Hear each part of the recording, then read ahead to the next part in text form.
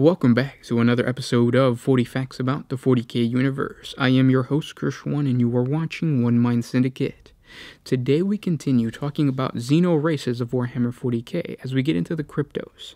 This video is going to be a little different because we're going to be talking about the potential for the Emperor of Mankind being controlled by a Xeno race. So first we're going to be talking about the cryptos and their overview, and then we're going to dive into the theory that the God Emperor might actually be a possessed human. So stay to the end. If you're new to the channel, subscribe. We post Warhammer 40k content every single day. And of course, if you have any suggestions, just comment down below. But with that said, let's get into 40 facts on the Cryptos race.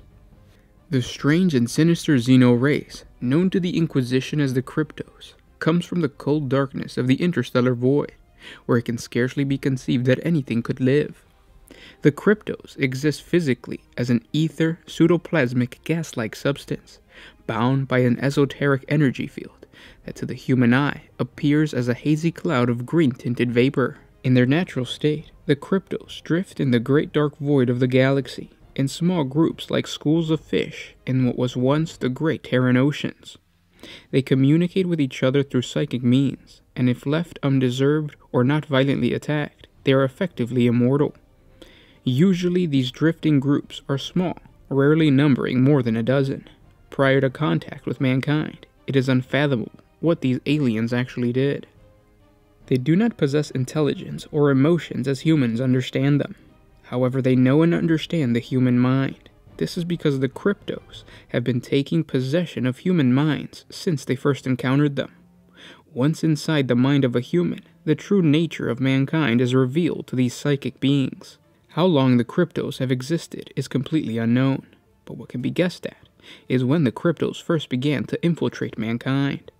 This moment can only have taken place during the ages in which man began to leave the worlds and travel the stars, as the remote existence of the Cryptos beyond the warmth of suns would have kept them away from the planet-bound beings of humanity. Dwelling in the lightless margins of star systems or in the deep void, the Cryptos must have met with mankind and learned its weakness, its flesh-bound desires, its fears, and its ignorance. They must have seen the possibility in the fleshy race they could so easily possess, the possibility of domination and concealment. For all their utterly alien nature, the Cryptos have one thing that can at least be approximated to a human emotion: fear. The unknown object of their fear may even have driven the Cryptos into their bodiless existence, hiding in the emptiness, perhaps drifting away from some ancient enemy or star now long dead. However, it seems to them the human Imperium represents their greatest chance for successfully hiding from whatever it is they flee. How long ago the process of infiltration and control began, and how many Cryptos there are, cannot be estimated with any accuracy. However, infestations have been uncovered on scattered Imperial worlds in the Segmentum Obscurus and Pacificus, ever since the race was formally identified by the Inquisition in the 35th millennium. It has been noted by some in the Ordo Xenos that the number of instances of Cryptos infestation may extend far further into the past, but such instances may have been mistakenly treated as instances of witchery or demonic influence.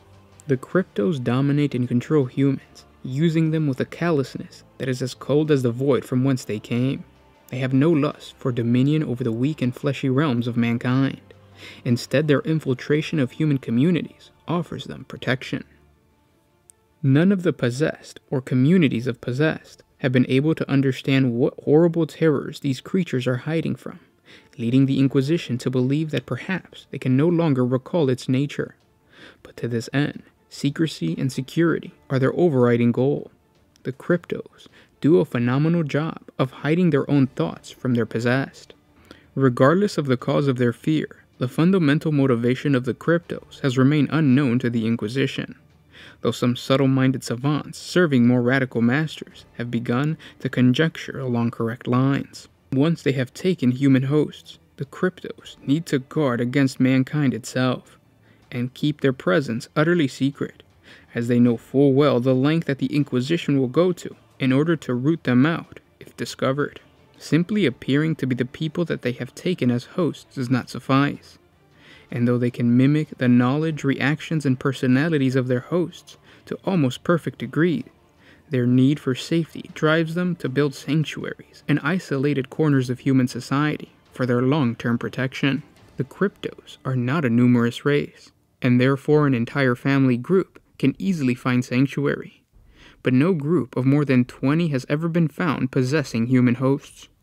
When taking hosts, they seek to migrate to obscure and overlooked locations, where any side effect of their infiltration will be easiest to control and where they can exert influence over normal humans by taking influential members of the community as hosts.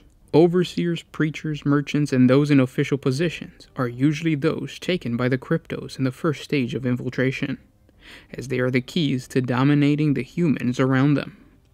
Thus, Cryptos make their sanctuary more secure and their presence more difficult to detect. Small self-contained communities are ideal for this purpose, particularly if physically isolated, although they have a distinct aversion to very primitive societies and dislike operating in spaceport vessels longer than they have to. After finding and infiltrating such a location, the Cryptos may migrate from body to body several times, leaving dead or damaged hosts along the way. They may spend several human generations acting as covert rulers and conducting cults to weed out any potential dissent or threat to them, before moving on once more if endangered or due to an urging of their own inscrutable timetable. While they are in control, the Cryptos will attempt to make the communities they hide in as stable and secure as possible, so that no undue attention is directed towards them. Over time, Cryptos are able to seed a psychic influence over those who are close to them. This influence gradually builds until the humans who have ignorantly dwelt with the Cryptos can be made to obey almost any command. This controlling effect is no literal puppetry, but rather a power of suggestion that the Cryptos can wield to deadly effect in their defense or to carry out their wishes. The Cryptos also use the human hierarchy and authority to further secure their control by creating guilds and fraternities that gradually become more and more important to the community that they are a part of. The control of such organizations extend and crystallize the Cryptos' dominion of their sanctuary community, and allow them to create a network of spies and servants to enact their will. Such secretly dominated communities can exist for generations, with the Cryptos passing to suitable new hosts when the flesh of the previous one fails. Should their carefully constructed sanctuary be threatened or draw inquisitorial attention, the Cryptos will move to eliminate the threat using all available resources, and then, once the threat has been eliminated, restore their human community to its normal state, as if the threat had never existed. There are many void-born myths that relate to unexplained incidences and strange phenomena that may have the Cryptos as their true source. Particular references to small ships going missing, only to be later discovered, lifeless, deactivated, and sometimes concealed within asteroid belts and gas giants in the outlying colony systems, may have something to do with the Cryptos' activity.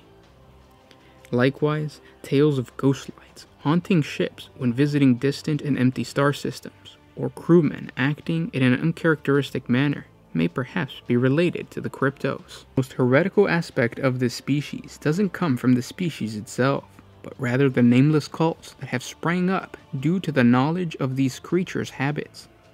Their heretical thinking speculates that the Emperor himself is a Cryptos-possessed human.